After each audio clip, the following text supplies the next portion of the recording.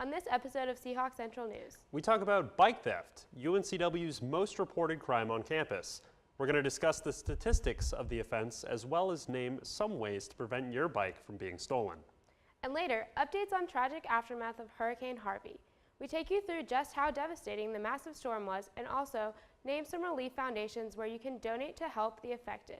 I am Abby Cook, filling in for Sydney Bouchelle. And I'm Patrick Cogan. Sit down and stay tuned, because Seahawk Central News starts now.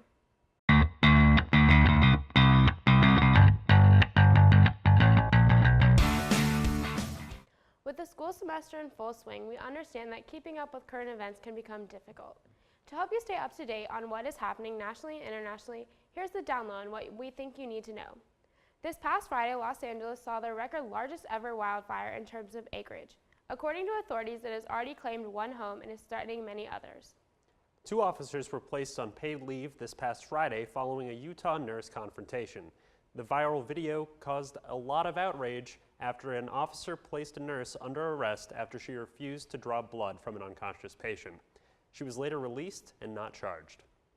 This past Tuesday, the Trump administration announced the end of the Deferred Action for Childhood Arrivals, also known as the DACA program. The program was created 5 years ago under the Obama administration and protects nearly 800,000 undocumented child immigrants. North Korea detonated its most powerful bomb yet. The device is claimed to be a hydrogen bomb that can be attached to a missile capable of reaching the mainland United States. This is the 6th nuclear test since President Trump took office. Now for some local UNCW news. This fall once again brought a new group of students to our wonderful campus. UNCW welcomed the freshman class of 2021, which brings about 2,150 new students according to the Office of Admissions. Last year, 2,200 freshmen were admitted. For the fall semester, an estimated 1,550 new transfer students also found their way to the Dub. During the class convocation, Chancellor Sartorelli said, quote, "You, the UNCW class of 2021, have arrived at a very special time. We are celebrating on September 4th, the 70th anniversary." Bike larceny is the most reported crime at UNCW, according to campus police. SCN reporter Fiona Vandersur shows us some bike theft statistics as well as ways to help prevent your property from getting stolen. Biking at UNC Wilmington seems to be a very popular alternative mode of transportation for its students. The 15-mile cross-city trail that surrounds UNCW's campus and the 2.5-mile bike loop located on Wrightsville Beach offers students a distraction from the stresses that come with college. The approximate 14,000 undergraduate students at UNCW are recommended to register their bikes on campus due to the high amount of bike thefts that take place each year. The most common crime on UNCW's campus is bike larceny, according to the UNCW campus police. There are 3 simple solutions campus police give to students to help protect their bikes from being stolen. They are: 1. Always lock your bike to a bike rack. 2. Purchase a good quality U-bolt style lock like this one shown here. And 3. Register your bike with the University Parking and Transportation so they can help identify the stolen property. UNCW implemented 70 university bikes under their new bike sharing system. These bikes, known as Hawk Wheels, will have bike rack stations located throughout campus, and with a swipe of a student's One card, can pick up a bike and ride from one class to the next. You just have to drop off the bike at the next station when you are done using it. These new bike sharing systems will cut down on the amount of personal bikes for students on campus, therefore cutting down on bike theft itself.